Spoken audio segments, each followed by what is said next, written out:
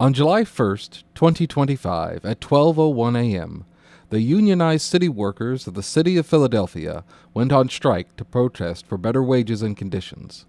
While the merits of unions and strikes in general, and with public sector unions in particular, is its own discussion, what is relevant to us is that the 911 operators and police dispatchers also went on strike. That means that emergency calls for service in the city of brotherly love go unanswered to some extent. Is there an acceptable reason for emergency operators to strike? We'll discuss that today. This is Lifeline.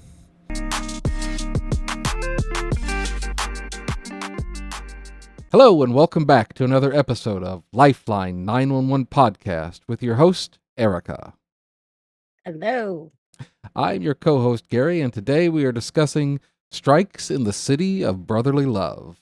So, Erica, you actually brought this topic up. I had not heard about it, and it seemed hyper Yeah. relevant. So, tell me what's happening. Just basically, like you said in the intro, I was on shift yesterday, as a matter of fact, and I don't think I looked for it. I think it just kind of came across my feed Hmm. because for the show, we're always looking for, topics that are relevant. And this popped up. And of course I went, what? Strike? Wow. And so of course I went and listened to I think it was Fox. This particular feed came across Fox, and they were talking about, I think it's like the DC 33, something like that. Hmm. It's a part of AFSCME, which is part of our union here, but unions in the South and unions up that yonder way are not at all the same. So I was intrigued.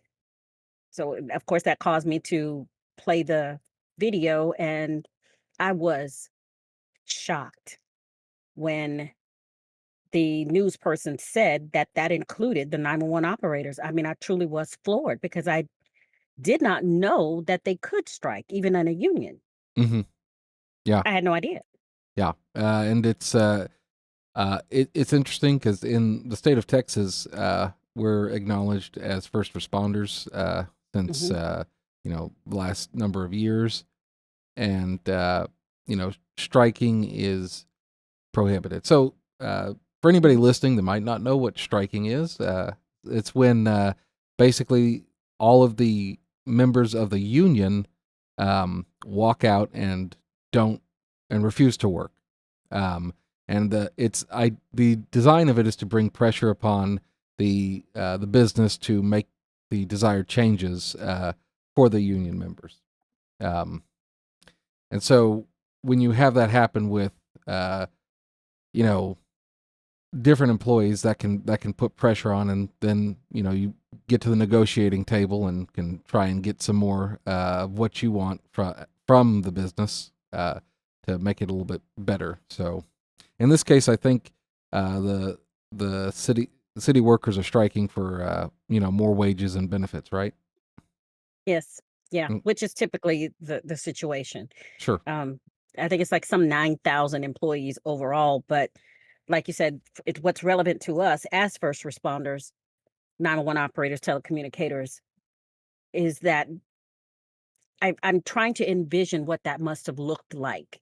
At 12:01, did they all just take off their headsets and walk out the door? My guess is they knew it was coming, so there must have been, 'cause I believe they had police officers come in to the center and take over. And not to judge our colleagues, but I am struggling to process under what circumstances, no matter how bad, what would it take for me to take off my headset and walk out the door? Hmm. I I I Yeah. I'm stumped. I truly, truly am, because we just came out of a situation where our pay was not good. It was not. And it's only been what I would call decent, what, maybe 2 years now? Yes. Yeah. About About 2 years. about 2 years. We went from, I think, starting at around $18 an hour, sometimes less than that, depending on years of experience or previous experience, prior or related experience. You probably got a little more. I think we're somewhere around the 22-ish, Yeah, I think something like that. yeah, it's like 2162 or 22 something. Yeah. It's something like that. So, which is, nobody's going to get rich off of that. And we live in a city in Texas where it's quite expensive to live. The vast majority of people who work for the city of Austin in 911 do not live in the city of Austin because it's so expensive. I Right. do. So I can tell you it's not cheap. But even when our pay was at its worst, I cannot I can't realistically or honestly go back to a time in my mind where I considered walking off the job or leaving. Not that we can strike, but I'm saying even if that was an option, I just cannot wrap my head around it. And that's not from a place of judgment. It just literally is. I just I don't know what it would take. Right. Yeah. I mean, and things got pretty bad at our Mhm. center in 2021, 2022. Um, Yeah. in terms of our call takers, we were down more than 50% of them, and calls held all the time, and it was depressing. It was really, Mhm. really hard because you knew every day when you went into work, you were just going to have the crap kicked out of you, to church it up a Yeah. little bit. And Yeah. there were people that quit because like it was back to back calls all the time, never stopping, always holding. You know that you're never going to finish what you're trying to do, and Yeah. I think as we've talked about a lot, for people that go into the first responder business, it's not to get rich or to make a lot of money. It's because you have um, a desire to help people. And I'm not Mhm. not saying at all that the call takers and dispatchers in Philadelphia don't have that desire. Um, I'm sure that they do. Otherwise, they wouldn't do the work. Yeah. Um, Right. but like that was really tough, and it took that crisis for our center, for our city, to reevaluate what the pay structure was like and bump it up a few dollars an hour, which then in Mhm. turn we started getting applicants and filling our ranks again. But Yeah. if it hadn't been for that crisis, uh, I don't know if that would have necessarily happened. Because I I mean, agree. there were like when you have council members that have to hold on for 911, then then things start to change. If y'all could see my face right now on iHeart or any of the others, but on YouTube, you will see my face, which is when the higher ups began to feel it, is when I really believe, and I could be wrong about this, and I invite any council member who might be listening to come on and tell me that that's not so. But I have a feeling that when it got real for them is when it got real, Yeah, because that tends to be the way it works. yeah, When somebody with some authority and some clout pull, whatever you want to call it, starts to feel the impact, is when somebody goes, "We got to do something." hmm yeah, Probably the media push didn't hurt, um, and we still don't know the full impact of what that was. We don't know how many people did not get the help that they needed, and we don't know how many people have no idea why they didn't get the help they needed. So, not to change the subject, but I think it's all relevant. You're tired, you're feeling stressed, you can't live in the city that you serve. You are, especially if you happen to know what surrounding cities or other states doing the same thing are paying their people and you're not getting that. I get feeling a way about that. I absolutely do, because we were there. But I don't know what it takes to say, I know what it's going to do to my city, and still take off the headset and go. Because yes, they are people answering the phones. Yeah, they're there. They're police officers, according to this news broadcast. But police officers have a different skill set.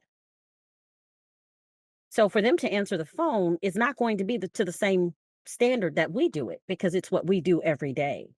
So are the citizens and visitors of Philadelphia getting what they deserve by way of their emergency services because of this strike? I would venture to say not likely. Mhm. Yeah, And I is know. it worth it? Yeah, because like I can't imagine like 12 o'clock rolling around, and knowing that me and everybody else on the shift was gonna just walk out. Um, like I I don't I don't know. Like I'm not I don't want to say I'm not blaming people for doing it. I understand like their reasons because that is a strong bargaining chip to get better wages, better, benefits, Mhm. you name it. But when you do particular work, you can't, I don't know, leverage that against people. Like, because you're basically telling the people, you know, city council needs to pay up or people are going to die. You know, and not to put too Yeah. fine a point on it, I get wanting to make more money. I do. Like, I totally get that. Like, Yeah. everything's more expensive these days. Sure. And I get the recalcitrance of the city to not want to make any changes that spend more money. And like, how do you break that loggerhead and get your way Mhm. without doing something dramatic? And I don't know. I I can sympathize, but I don't know if I would agree with how they went about that. Yeah. And I cannot stress this enough. This is not about judgment, but this is from a place of we know what they do for a living. Because I went I guess it was YouTube, and as always, you go down to the comments. Yeah, and there, everybody's got an opinion, and it ranges from fire them all to I understand to what are we going to do. And in my mind, when I saw those comments, especially the ones that are like, what are we, what who's answering the phone? Yeah. That's a legit question. At the end of the day, regardless of my how right I believe I am, when I take the headset off, even though I know there will be someone less qualified, because let's be real, I'm not qualified to be a police officer. And while there might be police officers who started their careers in comms and jumped the headset and went off into the sunset to be sworn officers, it is not the same. So even though I know that there will be someone to slide into my chair, I'm making a conscious decision to give the people less than what they deserve for my is it for my benefit? Because it's not like they're not being paid. And it wasn't like they didn't know that the pay is harder to get in the public sector. It's just different. Private is different. Mhm. Public is another animal. I think you even raised that point that it is not so simple to just, you can't just go, just can't just sign a document and there the raises are. It's not that simple in our line of work because we are municipalities and government of a sort. It's not that simple. Mhm. Are you saying governments aren't efficient? Um, you know, Yes, Gary. Yes, yes, I am saying that but because it's true. We know that. yeah. And then also on top of that, when that uh, the sworn officer slides in to take those 911 calls, they're sliding out of take responding to them. So Yes, yes. like, there's a couple of professions that usually by law are not allowed to go on strike, and this may vary between state to state. But police officers, firefighters, Hmm. medical EMS, Hmm. you know, doctors, nurses, like it's Hmm. generally illegal for those groups of people to go on strike because the work that they do is um, so critical to Yeah, people's health and safety. Um, yeah.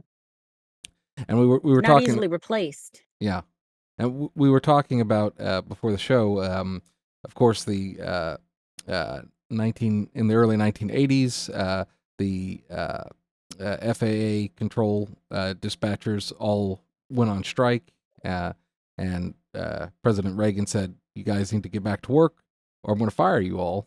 And a lot of them didn't believe him, and so he federalized them and fired all of them, and brought in military personnel to help run the radios and the air traffic control until they could get more people trained up. But just to kind of like show you, like, it could have serious repercussions for Hmm. the future of your job if Yeah. because it's such an important thing to like make sure that people's emergency calls are being answered. And I wonder, this is what makes me wonder about, I know it's a different episode that we did on tort, Hmm. right? So I just taught a CTO course in Minnesota and also here in Texas. And one of the things that we talk about, we spend nearly half a day on the duty, the breach of duty, and what that looks like in tort law Hmm. for us doing our job and maybe not doing our job. And I wonder if potentially someone could be sued for walking off the job. Right. I mean, uh, civilly, you can sue people for anything you want at any time. Anything. Yeah. Yeah. Yeah.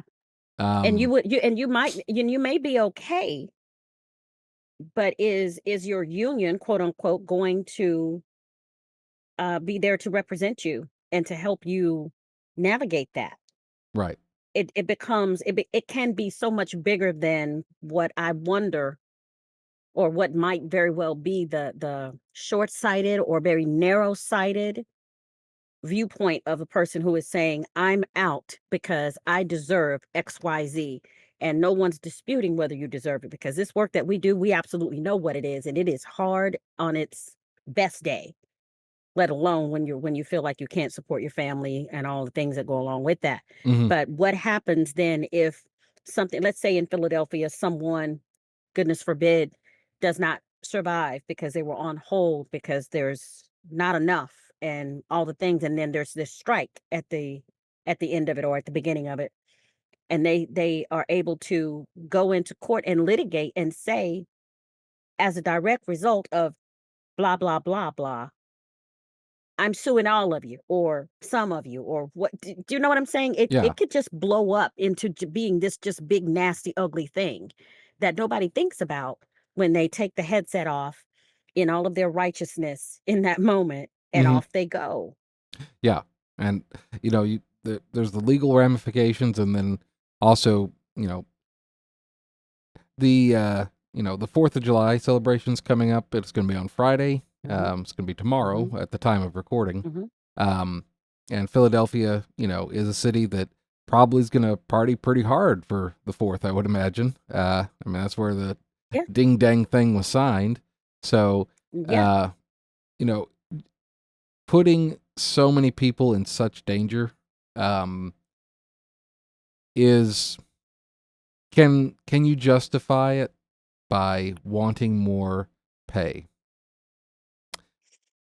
I I don't. don't know. Yeah, like I again, we're not judging those people that went on strike. In fact, it might be fun. It might be informative. That's the word I'm looking for. If we could find Yeah, one of them to maybe come on, I don't know. We'll see.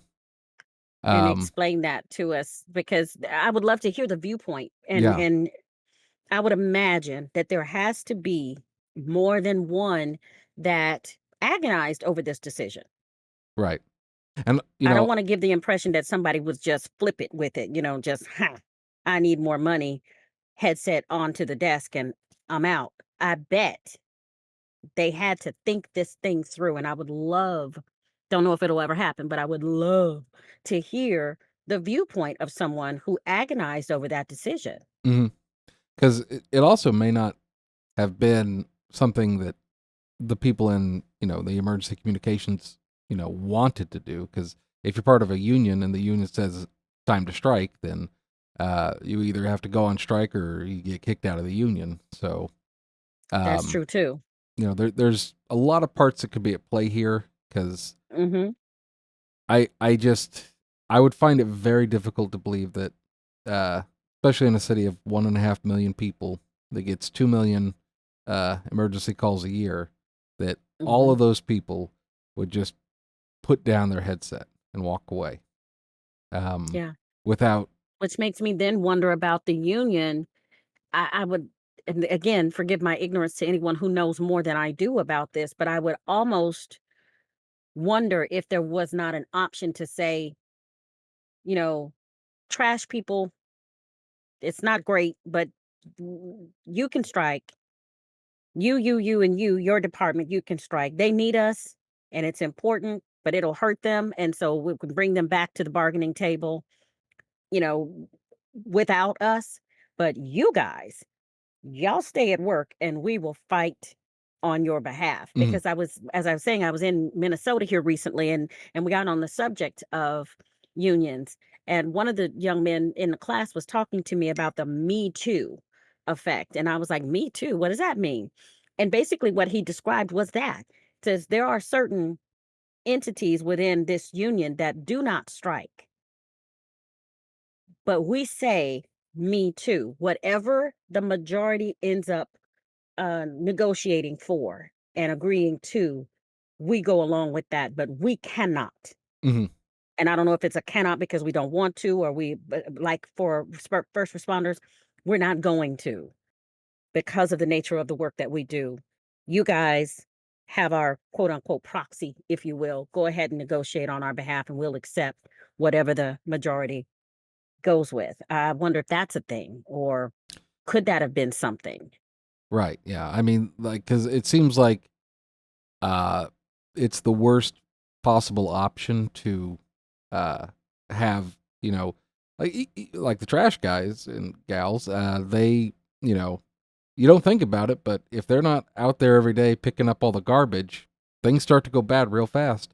The waterworks people, if they're not out there, Mhm. testing the water, making sure the pipes are clean, the drinking water's clean, and then you get a cholera Yeah. outbreak, you know.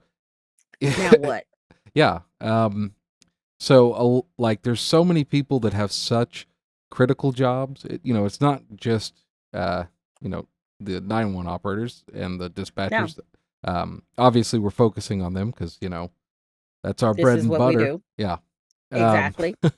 but um, if I would say that if you are any sort of like, city council member or legislator or anything like that, and you're like, I can't afford, like these people can't strike because that'll be dangerous to people, maybe rethink about how their pay is or their benefits or whatever their issues are. Because if they're that important to you that you need them to not strike, maybe you should You make might it a want to little bit pay them. better. Yeah. Just throwing it out there. Mm-hmm. Just just throwing it out there. Because if you I was wondering what it was I was thinking about. Oh my God. Go ahead. I'm sorry. Because it was there and then it went, "Ooh," it's flew gone. away. But yeah, so like if you I think it's obvious why the strike happened. The kind of reasons for whether or not it's justifiable for, emergency uh communicators to go on strike, I like is debatable, but I think for me the answer is like obviously they should not go on strike cuz that's Agreed. too dangerous. That's too threatening to lives. So Yeah. what, like, if you're unhappy with where you're working, what are some remedies that you could take? I mean, obviously the easiest one would be to go find a job elsewhere. Yeah. Not that everybody can do that, but um, you know, really though, It's if always an option. You just may have to get two or three of them to equal what it is that you make now, even though what you make now is not what you're satisfied with. mhm, But there's a bigger picture. I go I go back to thinking about the unthinkable, right? So you're on the picket line, if you will, and you're, you're marching around in circles. You got your sign and you're chanting and saying all the things that you say when you're striking. And in this case, you are the 911 operator, and many of your colleagues who should be inside the building answering the phone, but they can't answer the phone because they're out there on the picket line with you, and some idiot decides to do something awful. Who's answering the phone now when even you who calls? Now who's on the phone? Right. Don't you want the best answering that call? You can't have the best because the best out there with the sign. Exactly. So, I'm not trying to be funny, but that I bet, I wonder if anybody thought about that. y- I mean, like I'm sure that a lot of thought went into that, like the effects it was going to have. But to me, it's outweighed by the negatives. The positives of possibly getting more money, better working conditions. Um, in this manner, it, it's it's too much of a sacrifice for that. I think.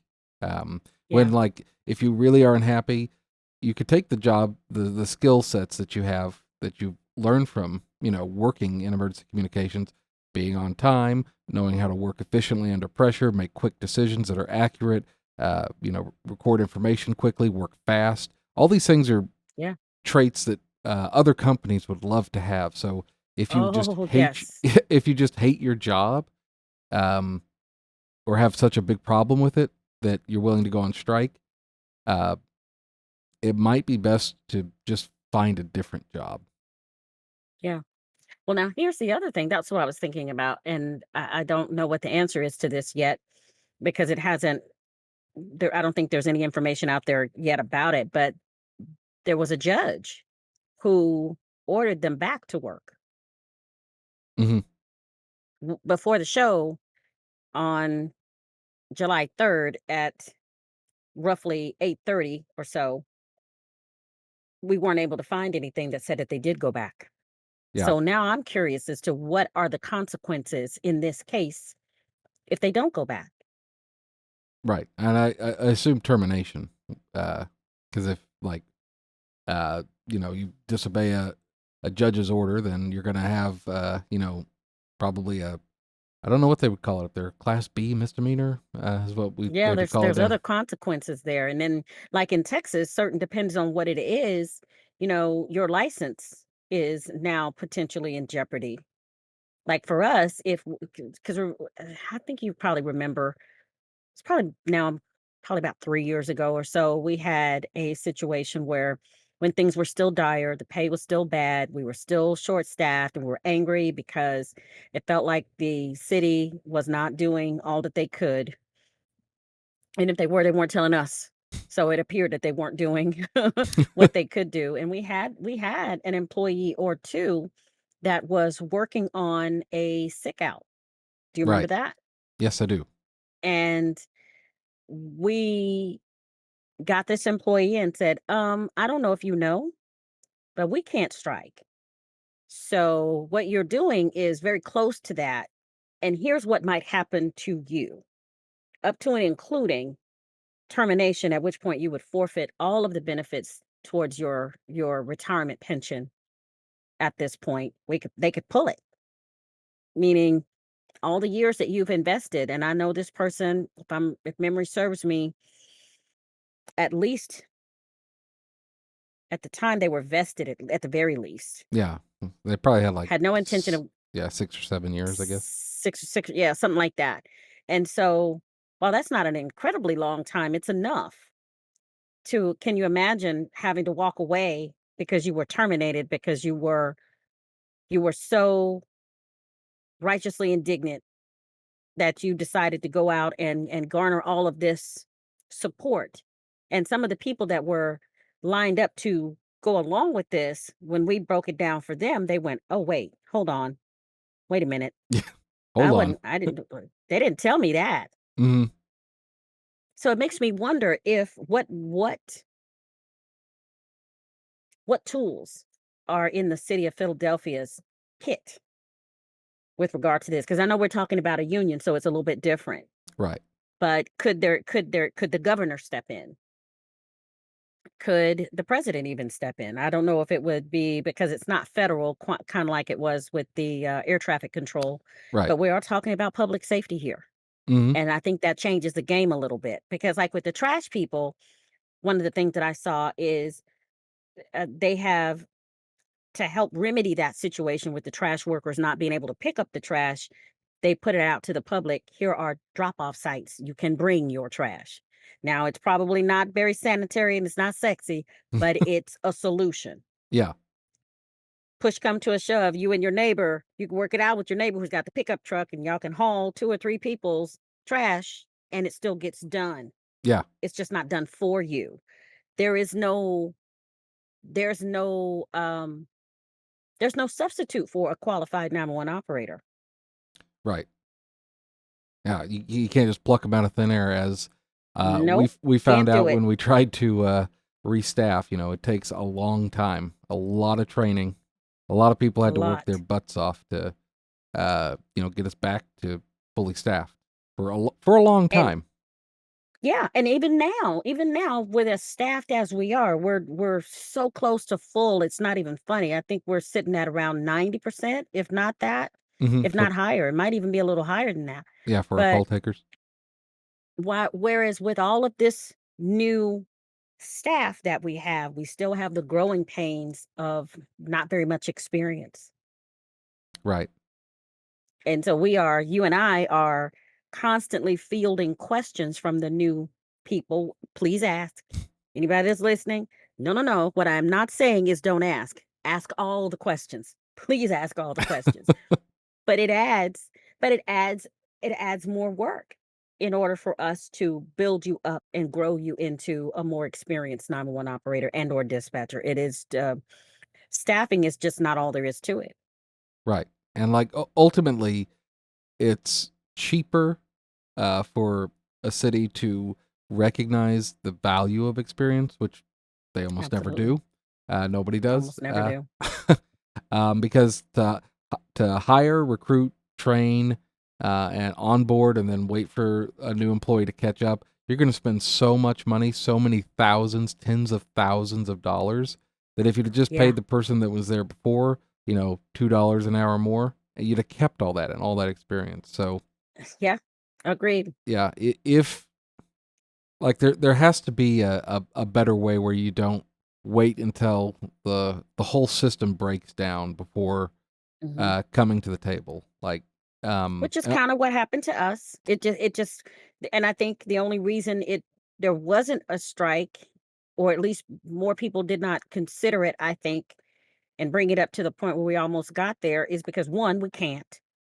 Two, I'm just thinking one, we can't. And maybe because we do have that designation. That was the other thing. We have the designation of first responders, which Pennsylvania is on its way. And if after the what is it, House Bill 453, I think it is, yeah, that passed in April, first couple of weeks in April, it's on its way to all of the things that it has to go through, all the roller coaster of committees and subcommittees, and now the Senate and back to the Senate and back to the House. And if that doesn't work, then they gotta, break out the pen and paper and figure out some new stuff to go along with it. And then it goes back to wherever it came from, and it's gonna do a loop de loop and go back around. And maybe it'll end up on the governor's desk. And if he or she is not crazy about it, it goes back to see my head hurts just thinking about it. They're on their way to having that designation, but they have not yet arrived. hmm I wonder. And of course, the union being in the mix, I don't understand that part, but I wonder what impact that might have had if they had the actual designation and they weren't considered clerical, which is what they are still considered. Until that changes with that House bill, they're clerical workers. I right. wonder psychologically what that would have done to a person to now consider taking the headset off, setting it down, and walking out the door. Yeah, yeah, absolutely, because that means a lot to the people that do this job. Mhm. It means a whole lot more than can be stated. And again, like Yeah, it may not have been that part of the union that wanted to go on strike, but if the union votes to go on strike, everybody's got to do it. So agreed. um, it's it's a really tough situation because you want and need these changes because like if you can't afford to live, you can't afford to do the job. Um, Agreed. but on the other hand, like the city's got to try and keep a budget that's within boundaries. Like there's so much that that goes into Yeah. these kind of bargains, but leaving leaving your post when it's a post like 911 or dispatching, I don't think I could do that in good conscience. I don't know, and you're right, I'm glad you said it again about the possibility that it is maybe they didn't have a choice. If they are in the union and the union votes to go on strike, you go. And if that's the case, then I would especially like to know what that must have felt like to know that now I don't have a choice or I forfeit being in the union and Hmm. all the protections that come along with that. So it sounds like it's a catch 22, really does. Yeah, but like I don't envy that situation. to those, I guess, call takers and dispatchers who have joined the profession since 2022 across the whole country. I thank you for doing that. You've come in and you've helped really stabilize things. We still need more of you, so if Mhm. you're interested, do apply, Yes. whatever your local agency is. To those who left, um, during COVID and the riots and everything, I 100% understand that, and I thank you for all the service you gave, because Mhm. it was critical. But to those who kind of work through that, like it taxes you. Like if you saw a Yeah. picture of me from 5 years ago, like there's not this gray hair, there's not this gray. Like it was all brown or whatever color my hair is. Oh my Like god, that's awesome. it really, really took a toll on us. Um, Yeah, it did.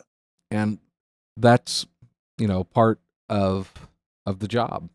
And Yeah, if that's not what you're wanting to do, then that's okay. But you can't, you can't leave the breach unguarded, I suppose. yeah. Agreed. But Agreed. if you, if anybody listening to this is either part of this strike or knows anybody that is on it, um, please reach out to us because we would really like to talk to you because, like, I'm curious, like, how this is going, how it came about. Um, Yeah, and and how does again, this work? yeah, again, we're not trying to judge you saying you did the wrong thing or the right Not at thing. all. Um, Not at but all. it's a different mentality than I am aware of. Yeah.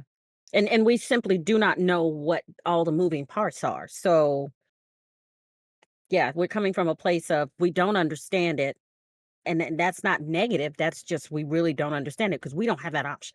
Yeah. We literally don't have that option.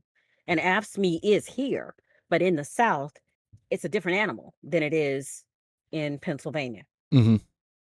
In that part of the country that like to call the land of the unions. It's just we don't have that. I think the powers that be would probably fall over if we ever got that kind of bargaining power. Right. We'd have to all cart them. We'd have to give them all, we'd need AEDs for all of them because they would just fall out. Well, on that happy note, On that happy note, how about we get to some viewer questions? How does that sound? yep, yep, because this was a downer. All right, on to the mailbag. Ding ding, mailbag's here. It's the sound we love to hear. Quick and bright, the vibe is clear. Let's read your words with a cheer. All right, our first question comes from EMT Enthusiast 94. They ask, what kind of training do 911 operators receive to stay calm during high stress situations?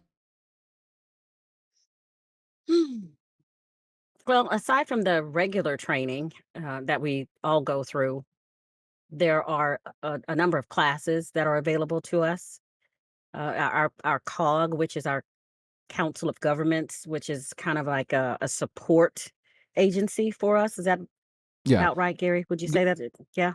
Yeah, yeah. You can go look at the episode A Cog in the Machine if you want to learn more on that. Excellent. With Miss Pam, who knows everything about everything 911, all He the sure things. does. Uh, yeah, seriously. That woman is a wealth of information. Anywho, we can talk to Miss Pam again. Anyway, um, What was I saying? 911 operators, Oh, stressful yes. gun training. Yep. So our council of governments is kind of like our hub for training, and so they offer from all over, from Nina, APCO, even Joe Serio. We've had the Healthy Dispatcher, you name it, public safety. I think public safety trainings, all kinds of entities and individuals come through and offer training for us for our mental health, call handling, um, just anything that you can think of relevant to helping us stay grounded and stay in the moment in what we do. We get lots and lots of training for Hmm. it. And as Gary was talking about that experience, we also have a wealth of information and knowledge and experience around us that are constantly um, part of the village that raises our babies, and we keep each other grounded, and we're constantly leaning on each other. So, but to mainly answer your question, there's a lot of training that is out there and available, and a lot of it is at no cost to us, Hmm. which is good. Yeah. And like a lot of it's trained by more senior people to the newer people about how they've Hmm. survived. Like Erica and I do this show, and we do it because we want to try and not only bring up topics relevant to emergency communications, but also to share our knowledge and perspective on careers we've had for quite a while, and Yeah, hopefully help out anybody who's new to the industry or is interested in joining. So you know, yeah, we help each other out a lot, or at least try to, I think. I think we do well. I think we do. All right. From City Beat Ben, can someone call 911 anonymously? And if so, does that affect how the call is handled? They absolutely can call anonymously. You're not required to give your name. With that said, there are ways for us to find you, even if you do decide to remain anonymous. That's just true most of the time.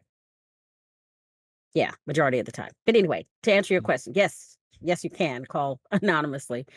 Um, does it affect how the call is handled? At its core, no, because, and tell me if you disagree, Gary, but at its core, no. We're still going to send whatever resources are appropriate for the type of call. Now, when it comes to the backside of it, investigatively and things like that, it might have an impact, especially if you're calling from, say, a 911 phone, a disconnected 911 phone, and then we are unable to find you. But we still have tools in our toolkit. But at its core, the resources, if you need police, fire, EMS, even if you are anonymous making the call, it's not going to stop us from sending the help. But I will say, if you are the victim calling 911 anonymously, that does not help us. Yeah. It makes life harder. And Yeah. if you are the person needing medical attention, anonymous does not help us. Yeah. I don't know why you'd ever call. I'm just, Yeah, no, yeah, but hey, like, yeah, stranger uh, things have happened. sure. And you know, so yeah, when you say I'd like to remain anonymous, well, that'll generally do is we'll try and keep your name out of the call, but like that information is still going to be there, um, Yeah, but things can get redacted if there's a need. So like saying somebody wants to be anonymous because they fear retaliation or something, that sure. can happen. So um, it shouldn't ever stop you from calling 911 if you feel like there's a problem, especially if you're the victim of a crime. Please uh, don't let that stop you because Yeah, uh, that doesn't need to continue no matter what the crime is. agreed. Yep. And our last question is from Midnight Medic. What happens if a caller can't speak or is whispering because of danger? How do dispatchers figure out what's going on? A lot of times some of the most talented individuals I have ever met in my life work where we work, and I have seen them get incredibly creative. up to and including asking what seems like a completely unrelated question so that the other party can answer it in a way that gives me what I need Hmm. without tipping off whatever might be going on. Um, one of the more famous ones is the pizza or the Yep. taxi. Yeah. Yeah. When they will call and it sounds like they're asking for something that has no business being asked for on a 911 line, but the talented individuals that are not police officers who cannot do it just because we're not there for whatever reason, couldn't help myself. It was out there. It is what Yeah. okay. Anywho, because of the training that we get, they they get really creative. Uh there are probably a bunch of different examples, but for sure, when they're whispering, I've had those types of calls, and the first thing I do when I hear somebody really, really whispering is I ask close-ended questions. Yeah. Yeah. If you can't talk, I don't want to ask open-ended questions because I don't want to force them to have to say any more than is absolutely necessary. And I listen harder than I have ever listened in my life for clues as Mhm. to what might be causing them to have to whisper. Because Yeah. most of the calls that we get, people are speaking way up here. So when they're whispering, something is definitely wrong. Now it's time for me to put on all of my interview skills, all of my critical thinking um, skills go into overdrive. Mhm. And I will It's say, hard to answer that question. yeah, yeah. It is funny though to see when people get a whispering caller the first time, uh, and then they whisper back on the 911 Yeah, line. I'm like, yeah. you don't need to whisper. They're calling you. You talk normal.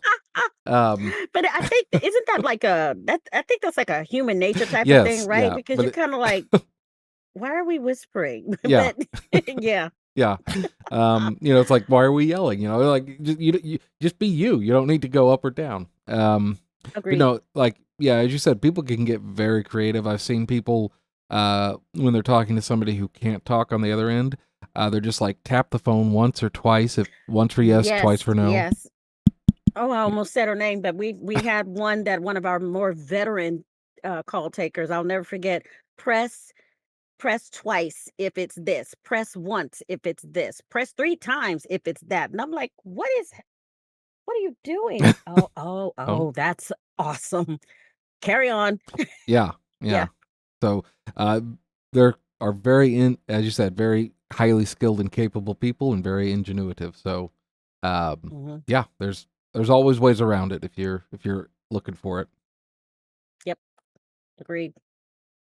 Well, I hope that you all enjoyed looking for us today, and joining us for this lively conversation. I think it was a really interesting one because it kind of gets to the heart of emergency communications. Like, why do Hmm. you come in? Why do you wear the headset?